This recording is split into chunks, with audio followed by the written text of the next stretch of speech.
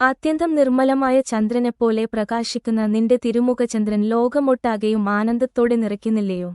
അങ്ങനെ ആയിരിക്കുമ്പോൾ ഇന്ദ്രന്റെ സ്വർഗപുരിയിലെ മനോഹരമുഖങ്ങളുള്ള ദേവസ്ത്രീകൾ പോലും നിന്റെ അതുല്യ സൗന്ദര്യത്തിന്റെ മുമ്പിൽ എങ്ങനെ അഭിമാനം പുലർത്താൻ കഴിയും? എന്നാൽ എനിക്ക് വേണ്ടത് മറ്റൊന്നാണ്. ശിവ എന്ന നാമമാണ് എന്റെ ധനം. അത് നിന്റെ കൃപയാൽ എനിക്ക് ലഭിക്കാതിരിക്കുമോ അമ്മേ? മനോഹരമായ ജടയോടുകൂടിയവളും മഹിഷാസുരനെ നിഗ്രഹിച്ച പർവ്വതപുത്രിയായ ദേവിയെ, നിനക്ക് ജയം ജയം. ഈ ശ്ലോകം ഭക്തന്റെ മനസ്സിലെ പരമഭക്തിയെയും വൈരാഗ്യത്തെയും പ്രകടിപ്പിക്കുന്നു.